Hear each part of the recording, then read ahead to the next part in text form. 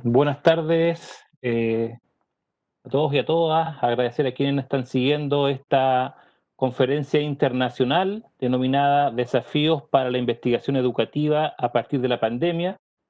Una conferencia que está siendo organizada por el Consejo Latinoamericano de Ciencias Sociales, CLACSO, en conjunto con el Ministerio de Educación de Argentina y la Internacional de la Educación para América Latina, IEL. En esta ocasión vamos a reflexionar, vamos a conversar en torno al eje 2 de esta conferencia denominada Soberanía Pedagógica, Cognitiva y Tecnológica, y en particular con una mesa temática que ha sido denominada Pedagogía y Pandemia, encuentros y desencuentros entre las tendencias globales y las realidades locales. Con el propósito de reflexionar en torno a aquello, tenemos a grandes invitados. eh, Uno de ellos es Fernanda Flores, que va a estar en representación del Ministerio de Educación de Argentina, Magali Robalino, por parte de la UNESCO Ecuador, Orlando Pulido desde Colombia y Eloísa Bordoli desde Uruguay. La estructura de presentación va a ser la siguiente. Cada uno de los colegas va a tener un tiempo asignado de 15 minutos para poder expresar su planteamiento. Luego, posteriormente, vamos a establecer una ronda de reflexiones en función de una o dos preguntas que vamos a formular para ir cerrando con una reflexión en torno a esa interrogante en un tiempo de 5 minutos. Bien, por tanto, vamos a dar inicio entonces al panel y vamos a invitar en este caso a Magali Robalino para que pueda comenzar. Magali, mucho gusto.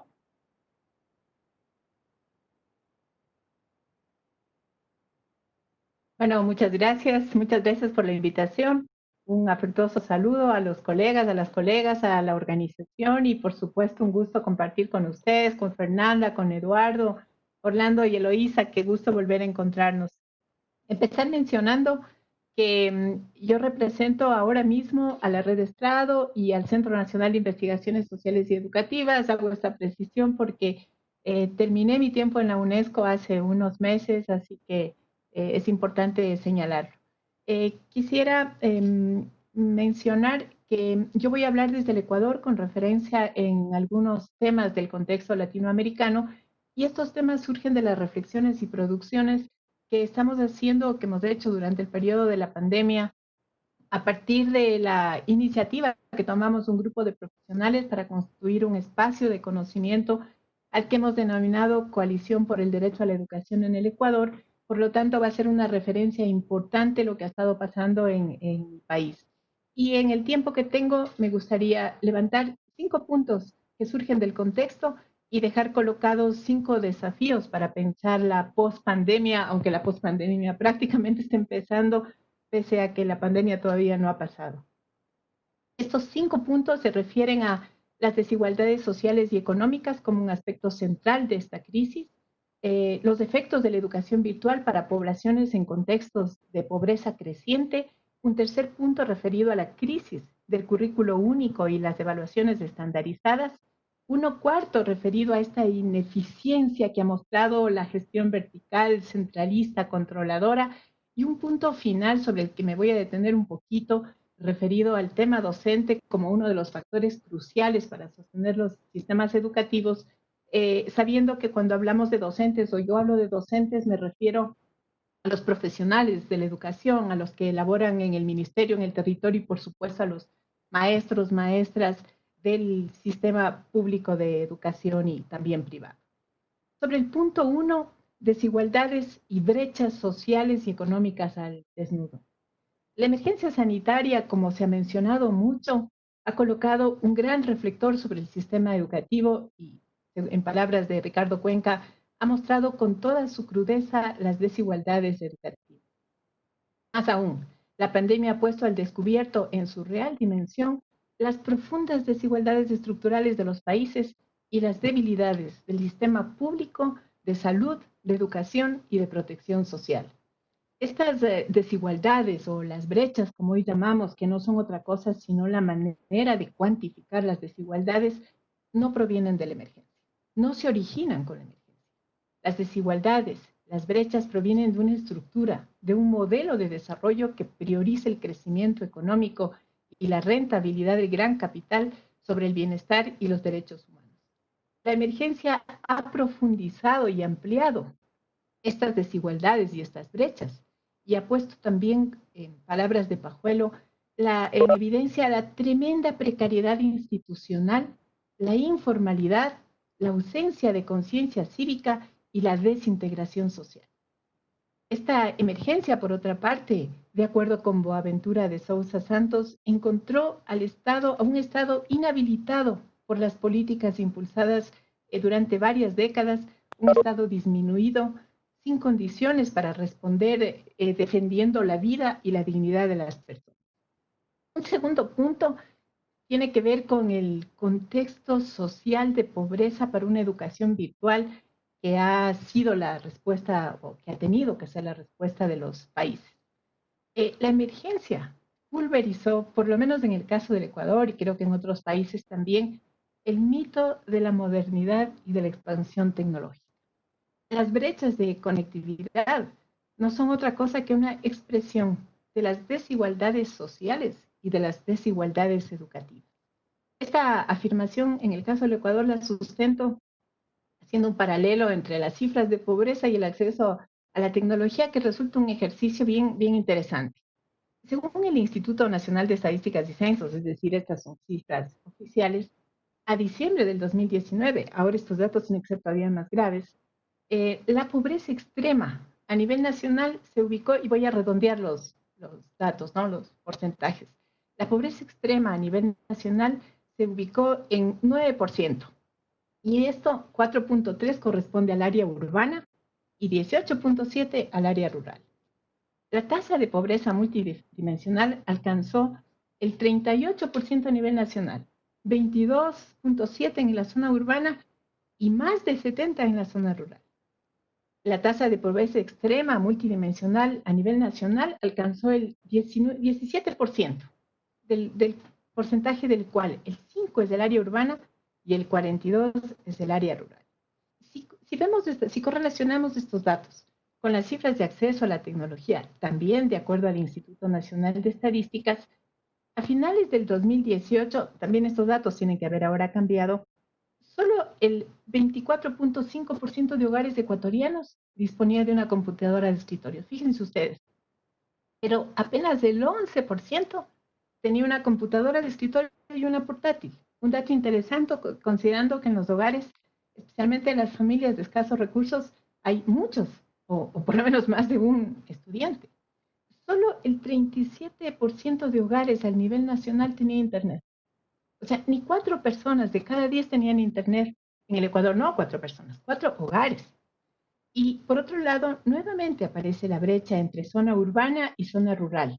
El 46% de hogares urbanos tenían internet al 2018 y en la zona rural apenas el 16% de hogares. Ojo, y además hay zonas rurales en donde ni siquiera hay acceso a electricidad.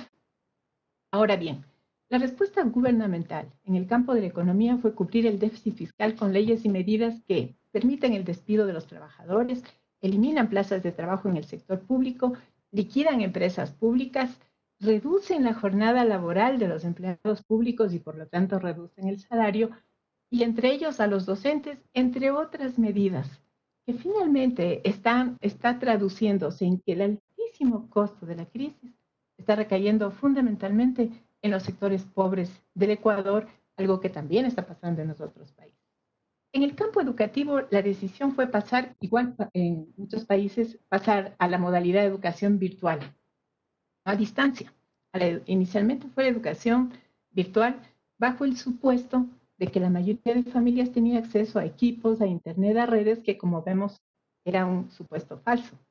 Y la educación a distancia, que incluye radio, televisión y guías impresas, llegó mucho después, como 2 o 3 meses, es decir, hasta hace poco tiempo. Ahora, si bien la situación no es igual para todas las familias, la información disponible muestra las enormes limitaciones de la mayor parte de estudiantes. Por lo menos el 60% de estudiantes en este momento del sistema público no está accediendo a los procesos educativos o lo hacen esporádicamente. Esta condición se torna crítica en las zonas rurales.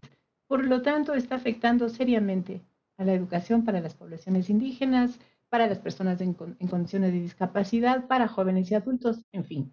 Los sectores más vulnerables son en este momento los que están más excluidos.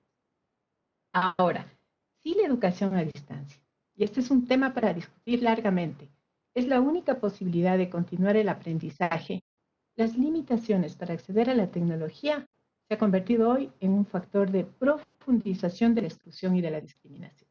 La brecha de conectividad es un obstáculo para el ejercicio del derecho a la educación y en ocasiones por razones tan elementales como la carencia de servicios básicos. Y esto pese a los compromisos que han asumido, que asumieron los estados, por lo menos en los últimos 10 años, de expandir la tecnología. En relación al punto 3, creo que ahí hay un tema como muy interesante para discutir, y es que el currículo único y las evaluaciones estandarizadas, si en condiciones habituales van en dirección contraria a la atención a la diversidad de los estudiantes, de las necesidades, a las expectativas, a los distintos ritmos de aprendizaje, en el contexto de la emergencia, han perdido todo sentido. El propio Ministerio de Educación del Ecuador ha tenido que salir a hablar de priorización de temas, de compactación del currículo, del uso referencial del currículo obligatorio. Pero por otro lado, fíjense ustedes cómo la pandemia también revela los imaginarios que se han construido sobre educación y sobre los sistemas educativos en las familias, en los medios, desde luego en los propios ministerios e incluso en muchos docentes. Y estos imaginarios tienen que ver con esto que Cuenca habla de la idea utilitaria de la educación como un conjunto acumulado de conocimiento. Asimismo, el tema de la evaluación es otro de los temas que hoy no solo que se ha puesto en cuestión, sino que la manera como hemos entendido estas evaluaciones homogéneas, estandarizadas, desde una lógica más punitiva, más sancionadora, perdieron valor, perdieron vigencia. Y de hecho, el Ministerio de Educación tuvo que pasar del anuncio de una evaluación para medir la comprensión, que fue el inicio, a la disposición de que cada estudiante prepare un portafolio. Ahora, fíjense ustedes que en una de las directivas, sin embargo, se habla de que cuando regresemos a la normalidad, vamos nuevamente a hacer una evaluación profunda. Es decir, como que la tradición no termina de dar paso al reconocimiento de que hay cosas que no funcionaban antes y que ahora funcionan mucho menos. En relación al punto 4, esta gestión vertical, centralizada, controladora, creo que ha sido también interpelada. Las escuelas y los docentes han tenido que recurrir a redes propias, a apoyos solidarios, a apoyos, digamos, en el territorio, lo cual no deja de ser también muy interesante. Sin embargo, esta lógica vertical sigue operando a través de directivas, de evidencias que tienen que mandar los profesores, de mensajes de WhatsApp, de selfies que tienen que enviar como una evidencia de que hay un trabajo que esté en marcha, ¿no? El punto 5 se refiere al tema docente, un tema crucial, un tema en el que además hemos trabajado mucho con Eloísa y con Orlando, y yo quisiera ahí entrar por varios ángulos rápidamente. Uno primero, y es que la pandemia ha ratificado algo que ya sabíamos, el valor insustituible de la mediación pedagógica, es decir, del trabajo de los docentes. Y por otra parte, la importancia de la socialización y la relacionalidad presencial como componentes del proceso formativo, no solo como plataformas, no solo como modalidades, sino como parte del proceso formativo. Por otra parte, los docentes han sido importantes no solo para sostener el aprendizaje, con todas las limitaciones que hemos visto, sino han sido fundamentales en la contención emocional de los estudiantes y sus familias, incluso en el apoyo frente a la precariedad económica. Pero por otro lado, los docentes también constituyen un sector extremadamente afectado en este contexto, precisamente por las brechas tecnológicas. Y aquí hay dos temas. El uno que tiene que ver con el tema económico, la imposibilidad en ocasiones de acceder a teléfonos móviles, a equipos, a planes de Internet, pero por otro lado, a las dificultades para trabajar en entornos virtuales, a la evidencia de que todos los programas de capacitación, estoy hablando de mi país, han estado referidos al uso de la tecnología, de los equipos, de los aparatos, más que a la utilización pedagógica de la tecnología. Y creo que Ahí hay un mensaje fuerte para la formación docente inicial y en servicio. De hecho, la pandemia está teniendo un costo muy alto para los profesores en términos de sobrecarga laboral, de incremento de gastos y en contraste, el Estado lo que ha hecho es una disminución ficticia de la jornada laboral y una disminución efectiva del salario docente en más del 8%. Si antes los profesores tenían una jornada extendida, no reconocida y no remunerada, si antes los profesores y las profesoras tenían que llevar trabajo a casa, hoy han llevado la, la escuela a la casa. Y a pesar de todas estas limitaciones, los profesores que están con sobrecarga laboral, con un incremento de gastos, con una gran presión emocional, también siguen estando en la primera línea de respuesta a la emergencia. Cierro esto y rápidamente solo ubicar 5 desafíos, no sé cómo ando con el tiempo, Eduardo, para dar paso inmediatamente a las intervenciones de los colegas. Sí, Un primer quedan 3 minutos, disculpa. Perfecto. Eso. Perfecto. En estos 3 minutos solamente mencionar 5 de los varios desafíos que existen que constituyen retos importantes, por lo menos desde la realidad en la que hoy estoy trabajando. Uno primero tiene que ver con la reinserción y la permanencia de los estudiantes en la escuela. No estamos como al inicio de la pandemia. Estamos mucho más atrás. Hemos retrocedido. Se requiere una estrategia multisectorial para reinsertar a los estudiantes. No solo que no hay asistencia, es que hay abandono. Caso contrario, si no actuamos, si el Estado no actúa, podríamos estar volviendo a las cifras de escolarización de los años 90 y eso solamente hablando del acceso, que es una de las dimensiones del derecho a la educación. Hoy más que nunca cobra sentido aquello de que la escolarización no es igual a materia, es igual a permanencia, a conclusión y aprendizajes y en esto la tarea del Estado y de los actores locales tiene un enorme valor. Un segundo desafío se refiere a la reconfiguración de la noción de calidad educativa. La pandemia ha vuelto al tapete este antiguo y necesario debate sobre un currículo que realmente tenga sentido para los estudiantes, que ayude a aprender lo que realmente importa aprender, aquello que ayuda a los estudiantes a configurar sus proyectos de vida. Creo que aquí hay un tema que puede ser una oportunidad con el regreso a la presencialidad. Es también un momento para comprender a la evaluación como una estrategia de acompañamiento y no como una acción punitiva sobre la cual hay que dar cuenta y que sostienen las lógicas instrumentales de la calidad de la educación. Un tercer desafío está justamente asociado al reconocimiento docente, a su carrera, a su formación, a la autonomía y al uso de las TICs. Creo que es un momento crucial para valorizar el trabajo de los profesores, el rol central que tienen en la mediación para el aprendizaje y en el acompañamiento, pero también ha sido una oportunidad, fíjate, la pandemia ha ayudado a que muchas familias caigan en cuenta realmente lo difícil y lo complejo que es ser profesor o profesora. Y por otro lado, que no cualquiera puede ser maestra o maestro, que se necesita una formación especializada para ejercer la docencia. Ha aparecido también con fuerza la necesidad de repensar la formación inicial, la formación en servicio. Las universidades tienen una gran oportunidad, las instituciones formadoras, de incidir en las políticas de formación de maestros y maestras. Y por otro lado, creo que también salta el tema de la tecnología como soporte para el trabajo pedagógico, sabiendo que la educación es sobre todo una experiencia social donde el factor humano es clave. Escuelas seguras e Internet universal son derechos que se constituyen hoy en desafíos para el ejercicio del derecho a la educación, redundando en la palabra. La nueva normalidad en verdad será otra realidad y hoy temas como el Internet universal es una condición para la inclusión educativa y es un derecho que tiene que ser garantizado.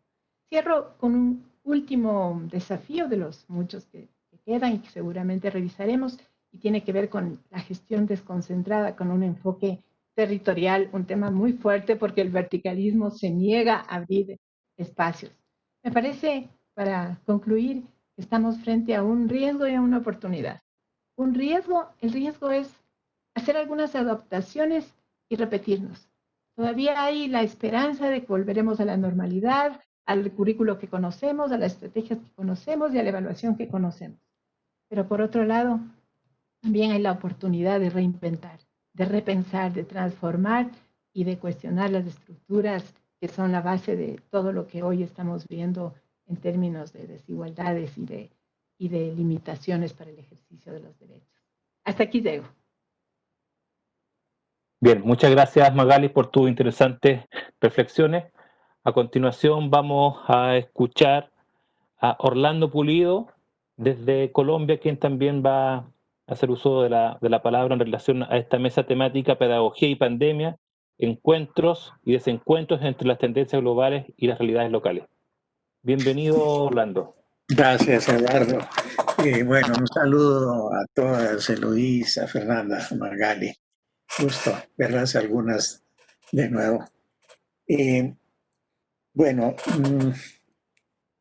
Magali me da pie la ventaja y la desventaja de hablar, no de primero, es que se le desbarata a uno un poquito el guión, pero en este caso creo que me lo refuerza. Yo había tomado al pie de la letra un poco el título de la charla, el título de la mesa. Y voy a referirme a eso, tomando como pie algo que dijo Magali. Pero antes sí quiero decir que me parece que estoy plenamente de acuerdo en que la pandemia lo único que ha hecho es poner lupa sobre los problemas estructurales de los sistemas educativos, sin agregar absolutamente nada nuevo distinto al tema de salud y las complicaciones, digamos, logísticas y de movilidad, y obviamente de salud. Pero, y lo segundo es que en mi experiencia aquí en Colombia y lo que he visto en la mayoría de los países, con excepción, creo yo, y tengo mucha esperanza de lo que están intentando hacer ahorita en Argentina, es que se han dedicado a darle respuesta a las deficiencias que ha mostrado la pandemia. Entonces, que no hay infraestructura, entonces mejoremos la infraestructura, que no hay equipos, entonces demos equipos, que no hay conectividad, mejoremos la conectividad. Y lo que ya sabemos es que el problema no está ahí, sino que está en la estructura del sistema educativo y que lo que hay es que revisar el sistema educativo. Y revisar el sistema educativo implica revisar muy profundamente las políticas educativas, porque las políticas, los sistemas son expresión de esas políticas. Y nadie está mirando eso, nadie se ha propuesto en hacer una revisión estructural de las políticas educativas. Porque lo que está en el fondo de todo esto, más que los detalles de los aprendizajes, de los retrasos, de las evaluaciones, es la garantía del derecho a la educación. Es decir, la pandemia ha agudizado eso, pero es el sistema el que está obstruyendo la realización del derecho a la educación. Entonces, en primer lugar, hay que poner es eso. El principal problema del sistema y de los sistemas educativos es que no son garantes del derecho a la educación y hay que volverlos garantes del derecho a la educación.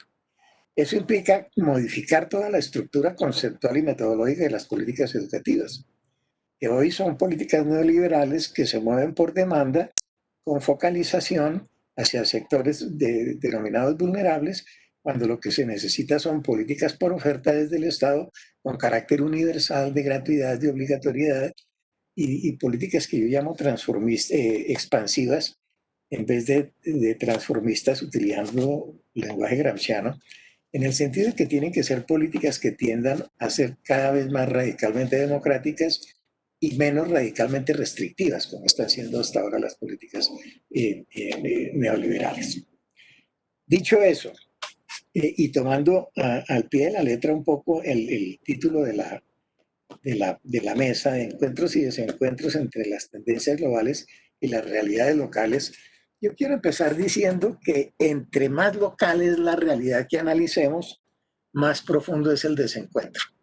Lo que decía Magali hace un momento, si nosotros nos vamos a la escuelita rural o a la escuela de la comunidad indígena en la Amazonía, allá el problema es mucho más grave que en Quito o en Bogotá. Es decir, la desigualdad y el desencuentro tiene una enorme potencia. Entonces ahí hay una escala, digamos, hay una escala de desencuentros que pasan por lo territorial, que pasan por la caracterización de lo local. Hay desigualdades entre los colegios privados de élite y los colegios públicos urbanos y los colegios públicos rurales, las escuelas rurales. Entonces, ese es un tema que ha hecho que la pandemia se vaya a la unidad territorial más desagregada, es decir, al punto más local que es posible ir, y entonces allí obviamente aparecen con mucha fuerza todos estos desencuentros entre lo que ocurre como tendencia global y lo que está pasando como tendencias locales. Son las mismas, digamos, la tendencia se cumple porque por otro lado no hay globalización si lo global no se realiza localmente, es decir, la globalización en realidad es el resultado de una universalización, de una globalización de procesos locales. Eso es lo primero. Lo segundo que quiero decir es que a mi juicio lo que más se ha afectado, y ahí entro ya en el pie que me da Magali, porque Magali le dio, digamos, una importancia muy grande al tema de la afectación de las mediaciones pedagógicas y educativas, y ahí es donde yo me quiero centrar. Yo digo que lo que más se ha afectado hoy en el proceso educativo es ese tema de las mediaciones. Porque cuando uno habla de las mediaciones en educación y en la escuela, realmente lo que está hablando es de las relaciones entre la comunidad educativa, principalmente entre los maestros, las maestras y los estudiantes, pero además de todas las relaciones que construye la escuela, que no son solamente relaciones entre maestros y estudiantes, sino que son relaciones con padres de familia, con administrativos, con entes territoriales, con el gobierno, con las comunidades locales, con las autoridades locales, con los vecindarios, con el transporte, con las ventas callejeras, con una enorme cantidad de cosas que configuran, digamos, un microuniverso cultural muy importante, que es núcleo de relaciones que inciden todas en la escuela. Es decir, la venta callejera de dulces incide en la vida interna de la escuela, cuando, por ejemplo, en esa venta se expenden drogas para los niños. El paradero del bus fuera de la escuela incide en la vida de la escuela si es un paradero que garantiza un entorno seguro o no es un entorno seguro. Entonces, esa frontera entre la escuela y el entorno es una frontera abierta, es una frontera de relación y no de delimitación. Y entonces todo eso es lo que se ha afectado con la pandemia. Los vendedores ambulantes que antes vivían de venderle dulces a los niños ya no pueden hacerlo. Y eso genera, digamos, un efecto de escala, un efecto mariposa que me parece que es definitivo. Entonces, quiero insistir en ese efecto que ha sido radical de la transformación, porque prácticamente de la noche a la mañana desaparecieron esas relaciones en la escuela y en los entornos escolares. Y todo eso se trasladó a las salas de las viviendas, a las salas de las casas. Pero ubicado ahí en ese tema de la transformación de las relaciones y de las mediaciones, yo me acuerdo del planteamiento de Humberto Maturana que dice que la educación es transformación en la convivencia, que puede ser cualquier cantidad de cosas más, pero que fundamentalmente la educación es transformación en la convivencia. Que si pasar por una escuela no transforma a nadie, pues ahí no se está educando a nadie. Y que si en la relación de un maestro con sus grupos de estudiantes no se produce una transformación mutua, ahí no ha pasado nada, no ha habido ningún proceso educativo. Yo creo mucho en ese planteamiento de Maturana, me parece que la educación es transformación en la convivencia, porque eso obliga a que el maestro se relacione con el estudiante como con un igual y se abandone esa tendencia que tenemos y que ha tenido el sistema educativo de mirar al niño con una perspectiva adultocentrista, pensando que el niño es un sujeto que no está acabado, que está en formación y que hay es que prepararlo para el futuro. Entonces la escuela actúa así, preparando a los niños para lo que quiere que sean en el futuro. Que tengan buenos puestos, buenos trabajos, un empleo, un salario, una casa, un carro que puedan mandar a sus hijos, etcétera, etcétera. Y eso sesga el proceso educativo, digamos, desde una perspectiva utilitarista. Por el contrario, hay que entender que los niños, no importa qué edad tengan, son siempre plenos sujetos de derechos. Y que un niño de 5 años es un sujeto pleno, de 5 años, pero es un sujeto pleno. A él no le falta nada para ser humano. Sigue siendo un ser humano. Y hay que tenerlo así, relacionarse con él así. Eso implica ponerle mucho cuidado al aquí y a la hora, tanto en la formación de los estudiantes como en la formación de los docentes, en la formación de los maestros. Nosotros tenemos que trabajar con los niños y las niñas y los jóvenes como son aquí y ahora, porque si ellos aprenden a ser desde sí mismos, a entender por qué piensan lo que piensan, por qué están de acuerdo con lo que están de acuerdo, por qué están en desacuerdo con lo que están en desacuerdo, más adelante podrán ser sujetos sociales más activos y más decisivos de los que pueden ser, de lo que pueden ser si siguen siendo tratados simplemente como depositarios de una relación de enseñanza-aprendizaje. Este planteamiento de Maturana me parece que es importante porque rompe con esa polaridad entre la enseñanza y el aprendizaje, que entre otras cosas dio origen a una escuela de formación comunitaria y de educación popular muy fuerte desde la década de los 60 o 70 para acá, en donde dice que nadie educa a nadie y que cada uno se educa porque el maestro tampoco es depositario de la verdad. Lo que dice Maturana es que la verdad siempre la otorga el otro. Uno le puede decir cualquier cosa a un estudiante, pero el estudiante es el que decide, obviamente en un contexto de mediaciones, si lo que uno dice está bien o está mal. Digamos, en términos de conocimiento, la validación del saber históricamente se ha dado por esa vía. A uno es el otro el que le concede la verdad, uno no es el depositario de la verdad. Entonces, ahí hay un núcleo educativo y pedagógico muy fuerte. En esa relación entre el maestro y el alumno, lo que ocurre es que el maestro aprende mientras enseña. Pero hacer que el maestro sea consciente de eso es todo un ejercicio porque ha sido formado en el sentido contrario. El maestro ha sido formado por una pedagogía tradicional que le dice es que él tiene que enseñarle al otro porque él es el que sabe y el otro no sabe. Entonces me parece que lo que está pasando ahorita con la pandemia es que la vulneración de ese vínculo, de esa relación presencial entre uno y otro, digamos, dificulta esa posibilidad de acceder a una comprensión del acto educativo como un acto de transformación. La mediación del maestro se puede mantener en el espacio virtual, pero habría que hacerle, digamos, una serie de ajustes. Digamos, es un poco la propia experiencia que yo estoy viviendo este semestre también con mis alumnos de maestría de educación, en donde tratamos de mantener este criterio y tratar de aplicarlo a estos encuentros. Este espacio que estamos teniendo nosotros ahora es un espacio virtual de convivencia mediatizada por la tecnología. Pero algo nos va a pasar a nosotros mientras estamos aquí cuando salgamos de acá. Entonces me parece que ese tema de la mediación es el centro, digamos, yo pondría un foco en el examen de lo que está pasando con ese tema de la mediación, porque es que ese tema de la mediación es el que está siendo afectado por las tendencias globales. ¿Cuáles son las tendencias globales en materia de educación? La primera y la más fuerte, pues, es la de la mercantilización de la educación, que es el ataque, digamos, más frentero y más directo al derecho a la educación, porque vulnera y debilita la educación pública, cuando lo que hay que hacer es fortalecer la educación pública. El Estado debe ser garante de la educación para todo el mundo, incluso para quienes, teniendo cómo ir a un colegio privado o una institución privada, prefieren ir a un estatal.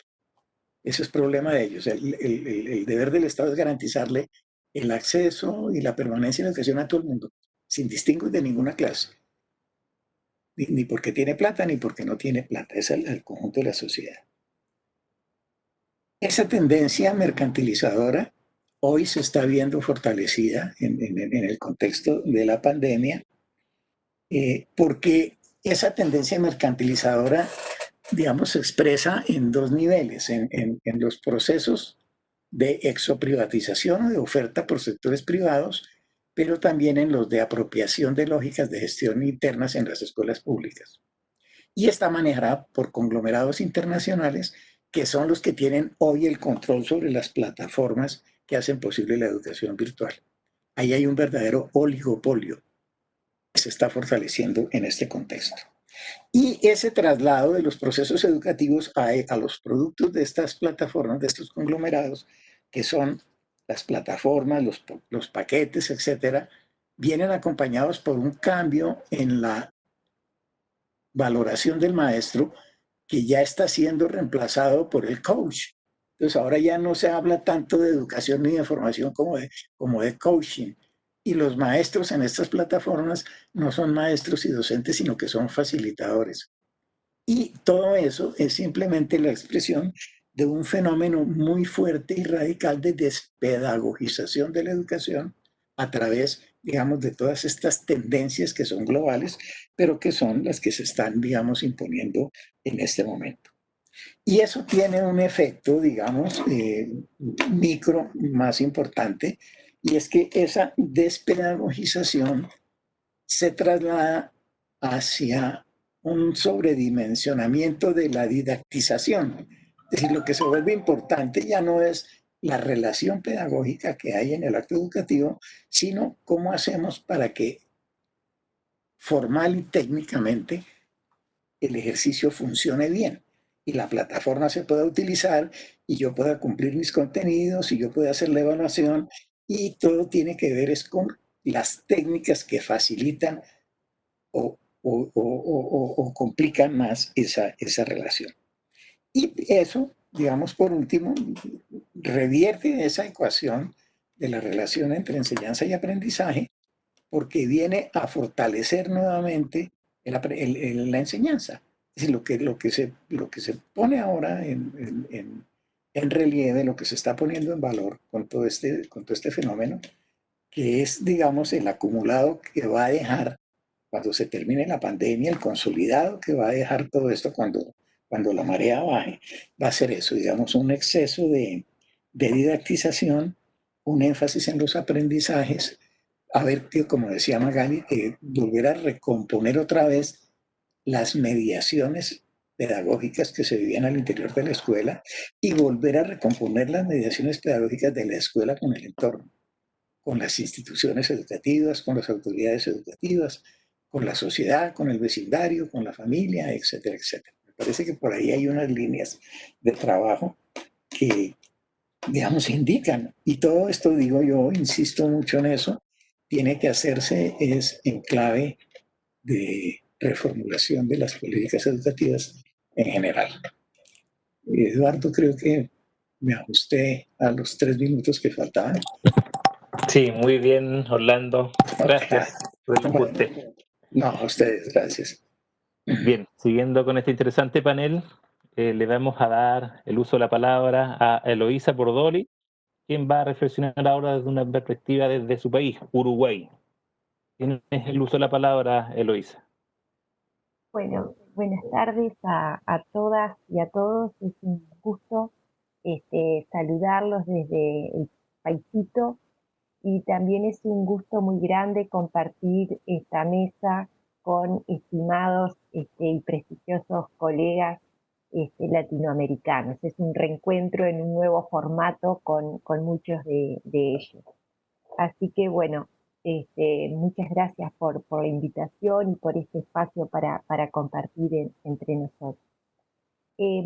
Yo voy a hablar desde Uruguay, y voy a hablar desde, digamos, la Universidad de la República, en particular la Facultad de Humanidades y Ciencias de la Educación, que es mi inscripción institucional, y desde el grupo de investigación denominado Formas Escolares y Posiciones Docentes en la construcción del derecho a la educación. En ese marco estamos desarrollando un conjunto de actividades de investigación, de enseñanza y de extensión universitaria. Yo, digamos, circunscribí modestamente la presentación a un subtítulo que lo denominé excepcionalidad, conservadurismo y alteraciones a la forma escolar, y me voy a referir a esos 3 puntos sucintamente. Con relación al primera de estas dimensiones, la excepcionalidad, bueno, tanto la pandemia, los efectos de la pandemia, así como la denominada nueva normalidad en la que estamos inscriptos en este momento, constituyen un escenario distópico, ¿no? Configuran un tiempo, ¿verdad?, excepcional y de incertidumbre en el presente. Este escenario distópico, en tanto nos representa una sociedad ficticia, indeseable, una, digamos, sociedad antagónica a un proyecto utópico de integración y solidaridad social, en el cual uno podría decir que el lazo pedagógico, como referían tanto Orlando como Magalí, de filiación con los otros y con aquello heredado culturalmente, que habilita espacios comunes, más hospitalarios, con mayores niveles de igualdad, se han puesto entre paréntesis, se han interrumpido por la emergencia sanitaria y por los efectos que esta emergencia ha producido a nivel económico y a nivel de las tramas sociales. En ese marco, digamos, quería reafirmar 3 elementos que tanto Magalí como Orlando señalaban, que configuran este tiempo que estamos viviendo. Por un lado, es un tiempo, digamos, que acentúa procesos de deshumanización, en tanto afecta nuestro ser gregario, nuestra condición de estar con otros, de hacer, de pensar y de ser con otros. Justamente los seres humanos nos caracterizamos, ¿verdad? Nuestra especie se caracteriza por esta condición gregaria, por estar esculpidos por la cultura y los afectos que nos habilitan la construcción colectiva y los sueños colectivos. Un segundo, digamos, elemento que este tiempo, digamos, ha acentuado, tiene que ver con no solo los efectos en lo sanitario, económico y social, que también se refirieron los compañeros, ha incrementado los procesos de desigualdad, ¿no? No solo ha puesto de relieve esta estructura capitalista y no igualitaria que nos atraviesa como latinoamericanos, sino también que ha acentuado los procesos de desigualdad. Y en tercer lugar, digamos, ha puesto de manifiesto y ha puesto en evidencia la importancia de la construcción de políticas públicas y del lugar que el Estado tiene en la salida de estos procesos que estamos viviendo. Estos 3 rasgos, me parece, digamos, que los han mencionado los compañeros que me precedieron en el uso de la palabra y que nos atraviesan como sociedad y el conjunto, digamos, a nivel, digamos, de los pueblos hermanos latinoamericanos y a nivel mundial. En segundo lugar, quería referirme, lamentablemente, a algo también que nos está atravesando a muchos países latinoamericanos, que es el restablecimiento del conservadurismo a posteriori, ¿no?, de un periodo de primavera caracterizado por los nuevos gobiernos de izquierda o de centro izquierda o progresistas en función de la distinta literatura al respecto. Y en ese sentido me voy a referir más en particularmente en Uruguay, a Uruguay, sabiendo que no es la excepción, ¿no?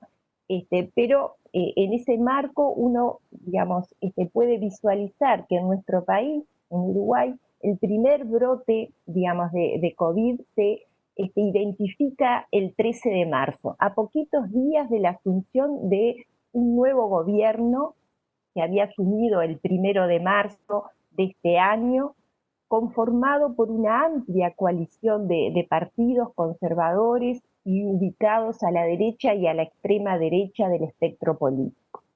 Este cambio se produce luego de 15 años de gobiernos progresistas en nuestro país que habían logrado fortalecer el Estado, habían logrado la creación de fuentes de trabajo auténticas, la mejora salariales en las pensiones y la instalación de una fecunda agenda de derechos. El novel, gobierno que se instala tiene reflejos rápidos, ¿verdad?, con relación a lo sanitario y ha logrado hasta el momento mantener controlado los focos de brotes, a diferencia de otros países de la región. No obstante, los efectos sociales y económicos que el confinamiento obligado o voluntario, como en el caso de nuestro país, produjo, tuvo una respuesta de políticas públicas muy escasa. Uno podría decir amarreta, en tantos no solo se ha invertido poco, sino que en muchas de las políticas, y en particular las políticas en educación, han tenido una disminución del 15% en estos meses. Evidentemente que las fortalezas que estaban instaladas en el país en las décadas precedentes, tanto como la amplia red de protección social, el proceso de formalización del trabajo, el Sistema Nacional Integrado de Salud, el Plan Ceibal, una computadora para cada uno de los niños, ha amortiguado los efectos económicos y sociales. En parte los ha amortiguado porque los índices de desempleo han aumentado en forma, muy considerable. Concomitantemente, a esto, el nuevo gobierno inicia un conjunto de cambios que alteran la agenda de los derechos conquistados en los años anteriores, así como el recorte presupuestal al que aludía, y el Estado también, ha afectado a la educación pública en particular. Esto no solo desde el punto de vista presupuestal, sino también introduciendo por vía parlamentaria en un momento en que los niveles de participación y de movilización social, gremial y política de la oposición está restringida por las condiciones sanitarias, se introduce una ley de urgente consideración en la cual se reestructura, el conjunto del Estado, la arquitectura institucional, las formas de gobierno y particularmente en el terreno educativo se cambia el paradigma en cual se concibe la educación. La educación estaba concebida por la ley anterior como un derecho humano fundamental y el Estado tenía la obligación y era el garante, de que este derecho humano a lo largo de toda la vida de los sujetos se cumpliera. En cambio, se sustituye este paradigma, esta concepción educativa, por una concepción en la cual hay un recorte y se circunscribe lo educativo a la formación de competencias y certificaciones con una clara perspectiva economicista.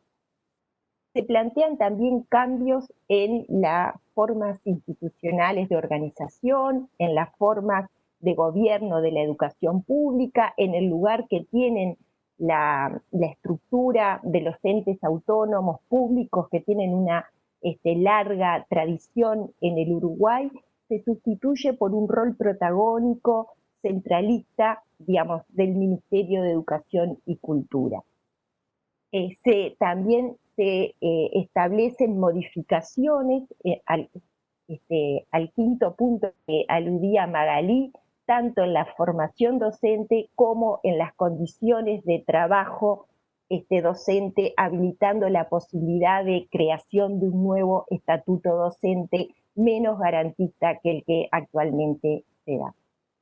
Paralelamente a esto, digamos, nosotros hemos podido identificar y hemos coadyuvado a la configuración de otra, digamos, posición político-pedagógica que se viene desarrollando en los colectivos docentes, en algunos de los sindicatos de la educación y en ciertos círculos académicos que procuran colaborar con esta otra forma de posicionamiento con relación a estos efectos que tiene la pandemia.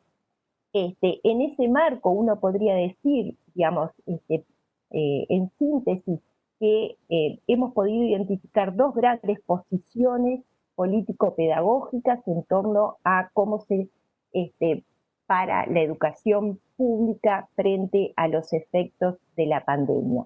Por un lado, que narraba en torno a las nuevas autoridades educativas, en las cuales hay un acento en el uso de la virtualidad, digamos que esta ha sido efectiva gracias, digamos, al Plan Ceibal y a la amplia conectividad con que cuenta el país, pero ha habido dos movimientos que preocupan.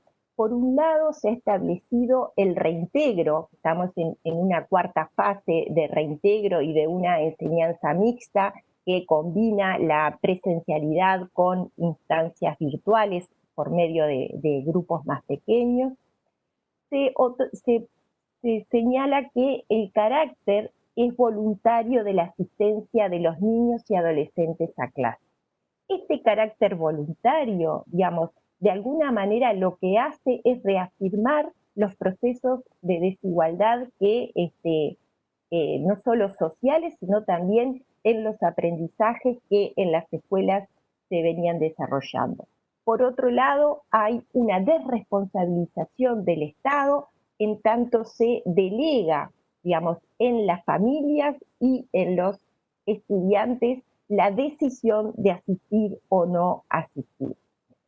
Y, digamos, en tercer lugar, estos dos movimientos que mencionamos se inscriben en un discurso que desde las autoridades educativas y las autoridades de gobierno, en las cuales se instala un manto de sospecha, digamos, sobre los docentes y sobre todo lo administrado en la educación pública. Así se inscribe un manto de sospecha en los comedores escolares y en la forma de gestionarlos, en el trabajo pedagógico, en las formas de funcionamiento.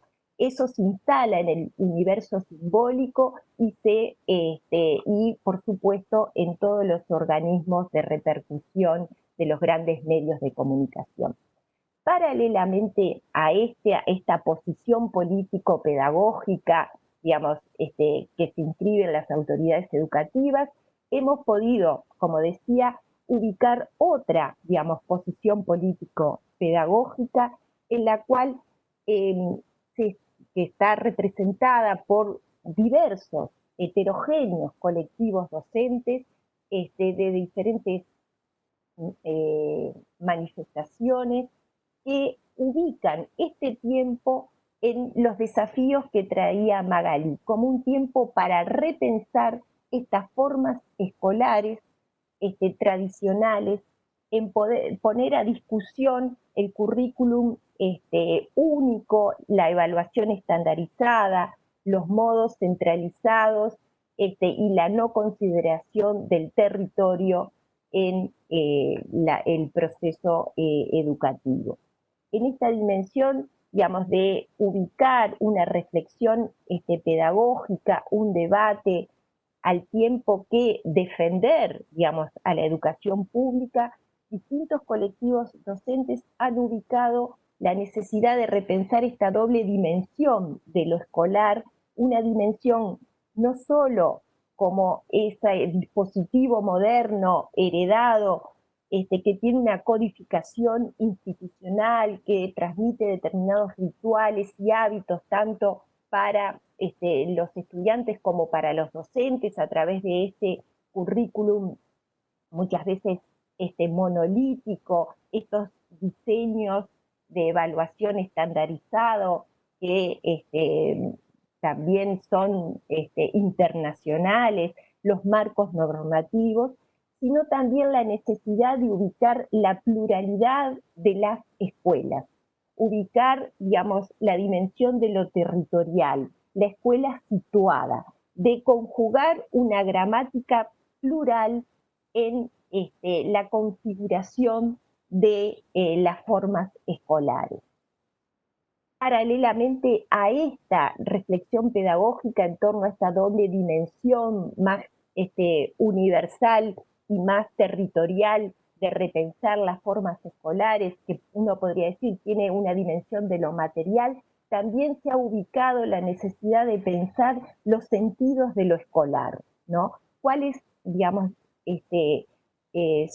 son los sentidos centrales que lo escolar tiene y que no puede ser sustituido exclusivamente por formas virtuales y a distancia de enseñanza, sino porque en los ámbitos, digamos, de lo escolar se conjuga un encuentro intergeneracional con saberes en el cual se ponen en circulación un nivel que tiene que ver con una dimensión política, una dimensión antropológica y cultural de lo escolar. Es un espacio del encuentro con otros y con la cultura heredada. Este encuentro intergeneracional con los saberes se opera en un espacio otro en el que los sujetos nos inscribimos en un trabajo de construcción colectiva y los docentes habilitamos la posibilidad de, como dicen Simon y Magellan, de suspensión y de profanación de la cultura. En definitiva, digamos, esta diversidad, digamos, de colectivos docentes que por distintos medios virtuales nos hemos ido convocando para reflexionar en torno a estas cuestiones de los sentidos, de lo escolar, de las distintas formas, de las formas de poder ir resignificando y defendiendo a la escuela pública en tanto cuna de la república y ámbito de desarrollo de una sociedad democrática, en el cual se aproveche este tiempo, que es un tiempo especial, un tiempo distópico, como decíamos, para conjugar alternativas pedagógicas y formas escolares diferentes que habiliten, ¿verdad?, la construcción de un nosotros. Entonces, en este momento uno podría decir que se ha acentuado, porque empieza el periodo de discusión presupuestal post aprobación de esta ley, en el cual se ha acentuado un campo de disputa en el terreno educativo, en el que claramente se identifica una restauración de un modelo conservador, en el cual se busca, digamos, restringir la incidencia de la educación pública, se desarticula el Sistema Nacional de Educación Pública, se quita presupuesto, se modifica su institucionalidad y por otro lado se ha dado una proliferación de círculos pedagógicos, de distintos colectivos docentes, de escuelas, de sindicatos, de departamentos a niveles locales, en los cuales hay una postura antagónica que busca defender las conquistas de estos últimos años y a la vez, digamos, reconfigurar un pienso pedagógico nuevo para la escuela en general. Muchas gracias. Bien, muchas gracias, Eloísa, por tu intervención. Para ir ya cerrando este panel, vamos a invitar a Fernanda Flores, quien en representación del Ministerio de Educación de Argentina va a compartir algunas reflexiones sobre esta mesa sobre pedagogía y pandemia.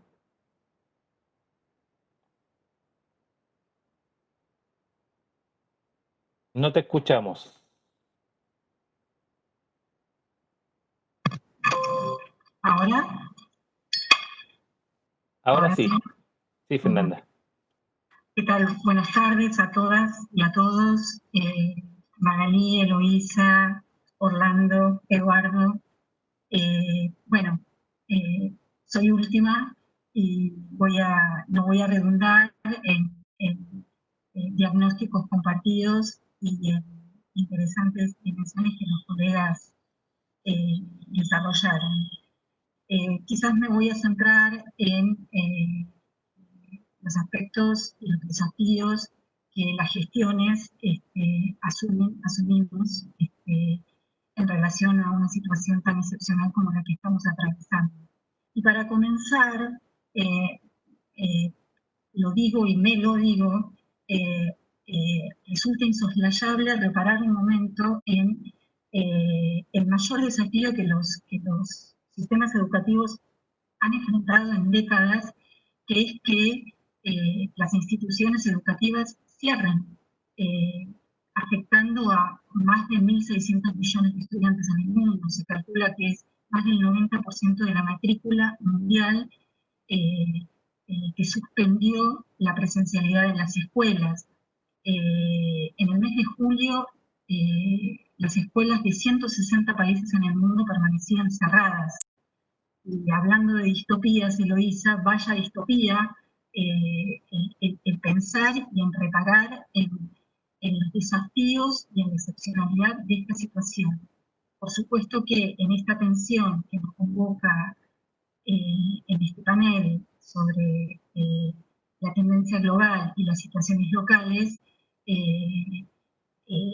la caja de resonancia es infinitamente mayor en países donde la desigualdad y las carencias están históricamente determinadas.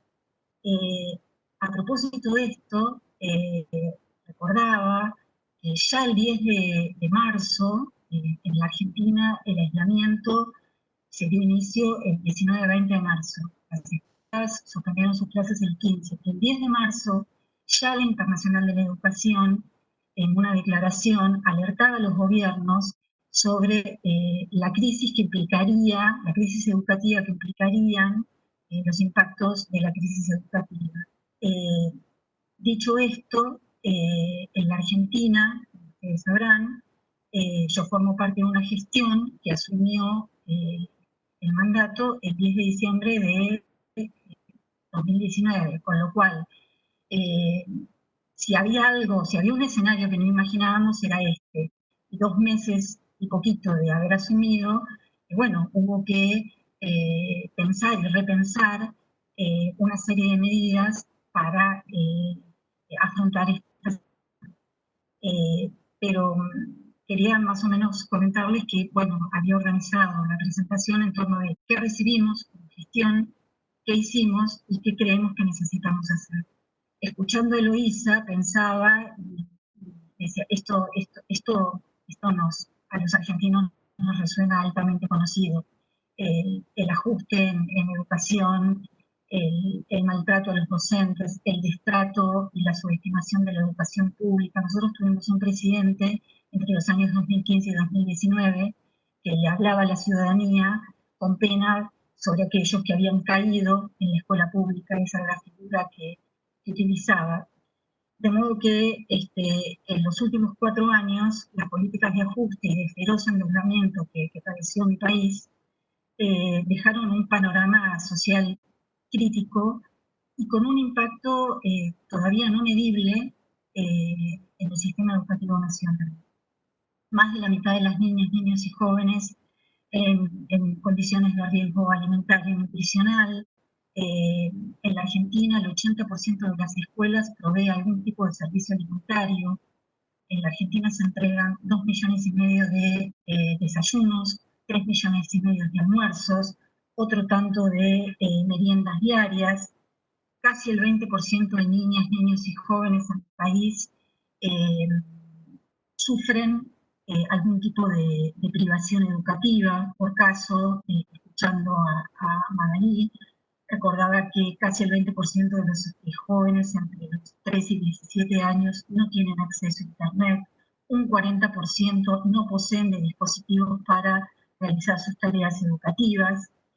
En fin, la expansión de la pandemia, como todos los colegas que me precedieron señalaban, lo que hizo fue amplificar viejas desigualdades y carencias. Sabemos que muchos niñas, niños y jóvenes, para ellos sostener la continuidad pedagógica ha sido muy duro y lo sigue siendo, y que muchos de ellos se fueron alejando de la escuela.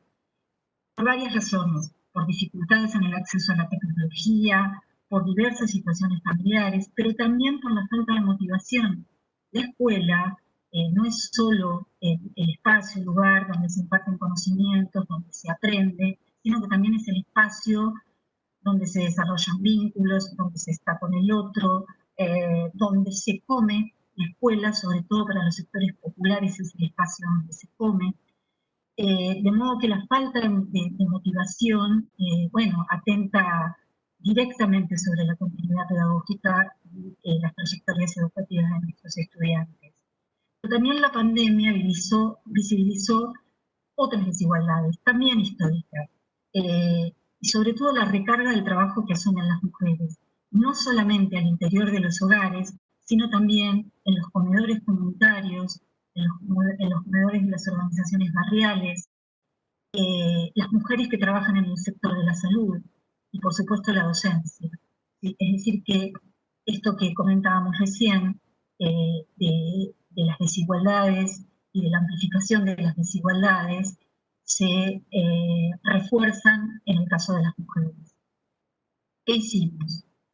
El Estado argentino asumió el cuidado como una política pública y la protección económica, sanitaria y social como una prioridad.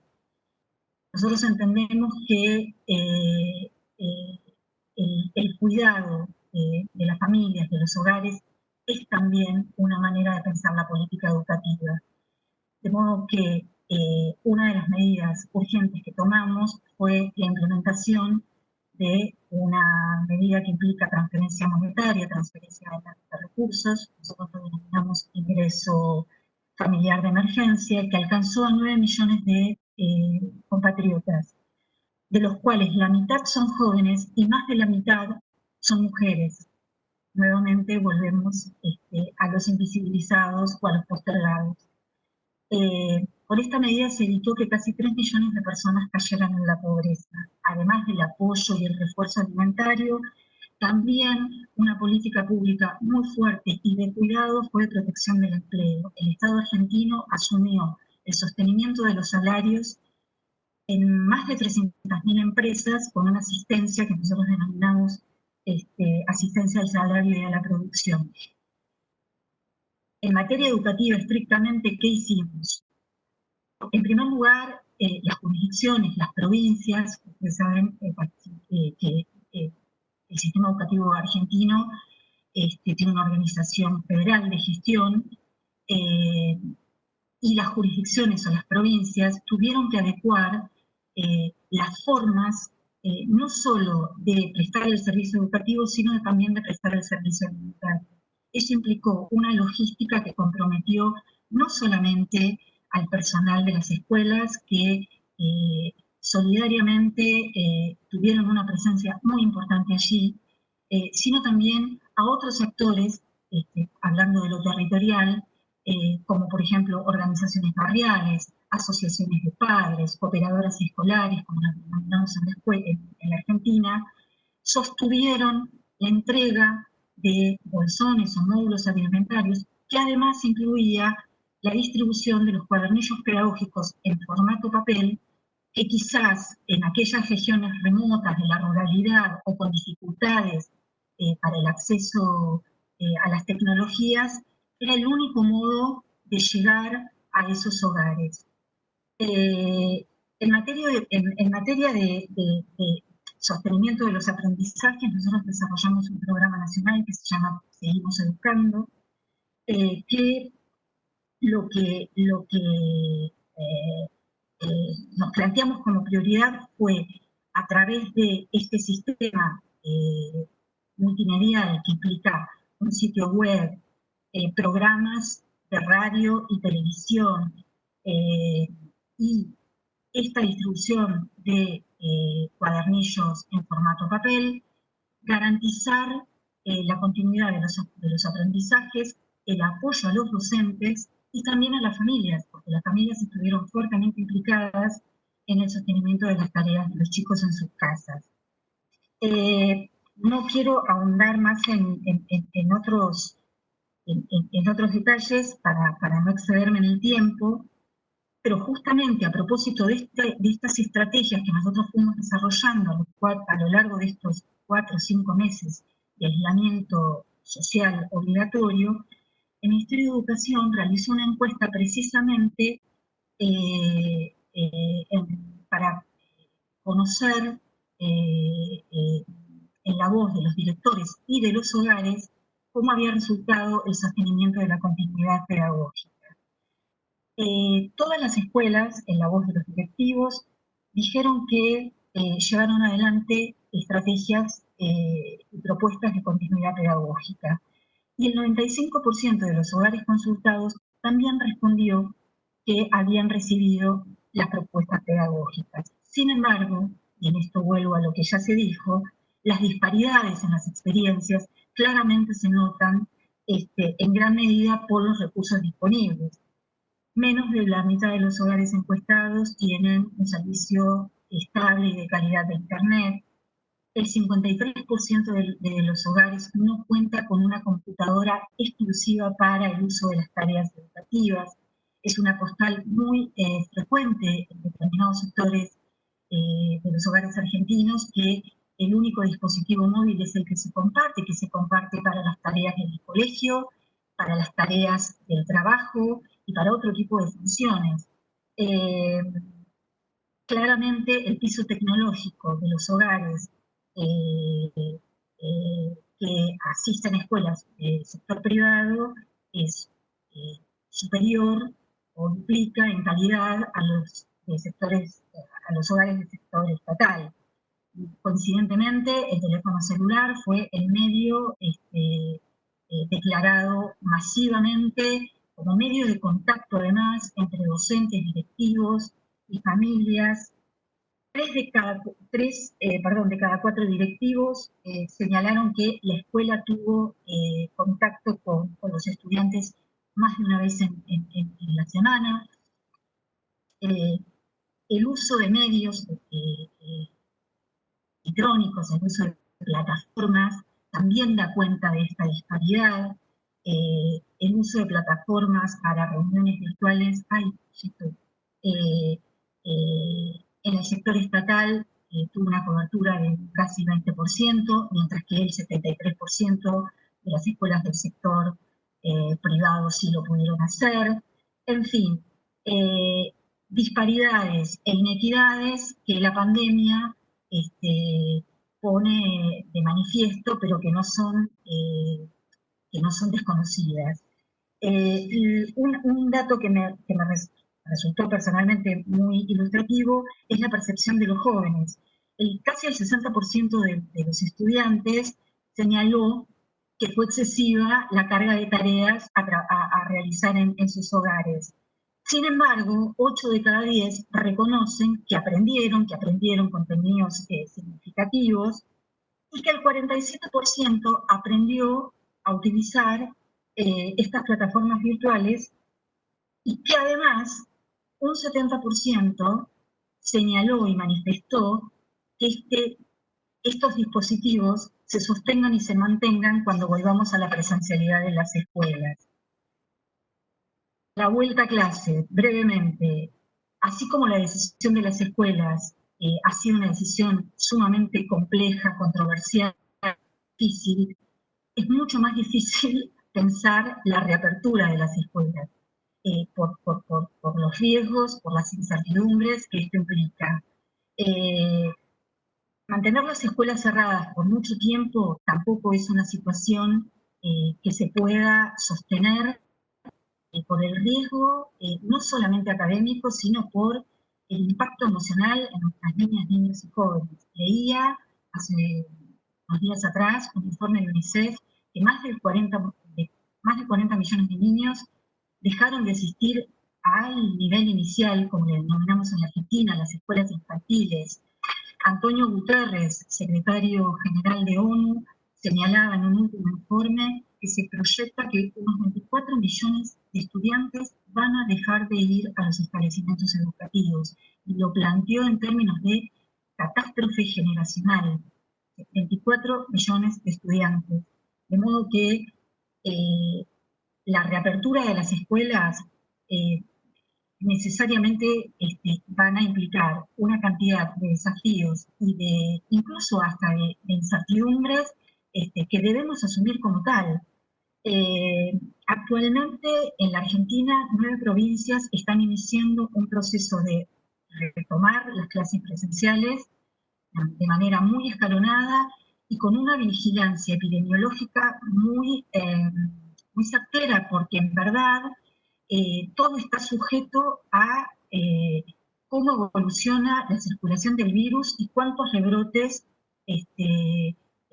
o cuál es la magnitud de los rebrotes que amerite dar marcha atrás o no en relación a la apertura de las escuelas. Claramente lo vemos en los países de Europa, incluso de Asia, escuelas que Reino Unido, España, Francia, Israel, por caso, han abierto las escuelas con distintas modalidades, han tenido que cerrar o han tenido que hacer cierres parciales, porque esto está previsto. En la medida que todavía no contemos con una vacuna, la circulación del virus va a determinar cuál va a ser esta cotidianeidad. En suma, el regreso a clase, por un lado, tiene que contar con el respaldo de las autoridades sanitarias, por supuesto, contar con protocolos activos en el caso de rebrotes, tener una comunicación clara y permanente con las familias. Hay mucho temor, hay temor a los rebrotes, hay temor a qué puede pasar con los niños, pero también hay temor con lo que puede pasar con los docentes, con el personal de las escuelas, pensar en un complemento en la convivencia de instancias virtuales e instancias presenciales. Nosotros la denominamos bimodalidad. Por supuesto, tener una actitud flexible en torno a la asistencia de las familias o de los niños, porque es cierto y porque debemos reconocer que muchas familias tienen temor de volver a llevar a sus niños a las escuelas. Por supuesto, el COVID ha impactado severamente en las economías de los países, cuanto más en nuestra región, con lo cual la reapertura de las escuelas no exige menor presupuesto, sino que todo lo contrario, exige un mayor esfuerzo presupuestario para adecuar la infraestructura, para adecuar los espacios escolares, para dotarlas de recursos tecnológicos, para hacer más y mejor y más seguras las condiciones de trabajo docente. En fin, sé que me estoy excediendo. Algunas consideraciones. ¿Era tan normal la normalidad que conocíamos?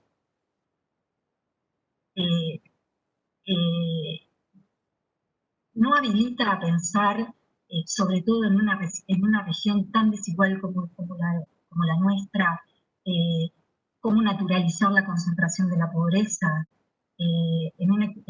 Oxfam el otro día estaba leyendo en un periódico, señalaba que entre marzo y junio 73 multimillonarios de la región aumentaron sus fortunas en 43.000, 44.000 millones de dólares. Digamos, esa obscenidad la vamos a seguir aceptando como natural.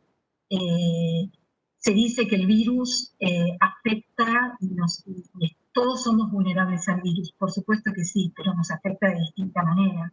Muchos latinoamericanos deben salir de sus casas, asumir el riesgo de contagio, porque de eso depende la comida o el pan de su familia. Se estima que unos 50 millones de personas van a caer en la pobreza, de los cuales 40 millones van a ser desocupados. Esas son estimaciones que no son arbitrarias, simplemente dan cuenta de la complejidad de esta situación. Por lo tanto, frente a este estado, ¿qué escuela queremos? ¿Qué sociedad queremos? Como comentaban recién Orlando y los colegas, ¿vamos a aceptar dócilmente que la innovación tecnológica quede en manos del mercado o concentrada en pocas empresas? ¿O vamos a avanzar para tener un mayor nivel de soberanía tecnológica para que nuestros estudiantes, para que para ellos no sea una excepción poder contar con un dispositivo digital para poder trabajar en sus tareas? La experiencia de estos meses en la Argentina ha visibilizado el trabajo silencioso que muchos actores no educativos ejercen en las escuelas argentinas: familias, organizaciones sociales, operadoras escolares, estudiantes organizados en centros de estudiantes que han sostenido el vínculo, con las familias, con las chicas y chicos que no han podido continuar o que les resulta difícil continuar. A mí me gusta pensar en el sentido pedagógico del reencuentro en las aulas, de pensar que es con todos y entre todos, que nos demos un espacio para pensar qué aprendieron los chicos, qué saben los chicos, no ya en la escuela, sino con los docentes, y avanzar y poder avanzar en otros modos de hacer escuela. No hay un modo de hacer escuela. No se trata de reponer lo conocido, como decíamos anteriormente. No se trata de volver a la presencialidad, a las formas de evaluar que conocíamos. Tenemos una oportunidad, si las crisis son oportunidades, yo a veces tengo dudas para dónde torcer esas oportunidades, que sea una oportunidad para poder pensar estas cosas y para poder desnaturalizar aquello que teníamos como natural. Para cerrar, tomando el eje que nos convoca a estos encuentros de estos días con Claxo y con la Internacional de la Educación, estrechar el vínculo entre el ámbito de la investigación y el ámbito de la gestión para la construcción de políticas públicas que puedan poner en discusión nuevas preguntas para viejos problemas.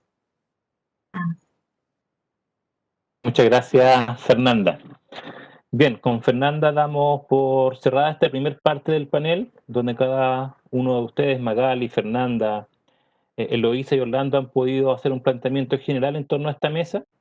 Me toca la difícil tarea de poder, yo diría que no hacer una síntesis, sino que tomar algunos aspectos de los cuales ustedes han formulado algunas reflexiones, y a partir de ahí voy a plantear 2 o 3 preguntas que a partir de las cuales, digamos, ustedes puedan profundizar en un tiempo de 5 minutos cada uno en una segunda ronda, digamos, y les pido ahí que seamos bien autorregulados en los 5 minutos para poder terminar en la hora que nos han asignado en este panel.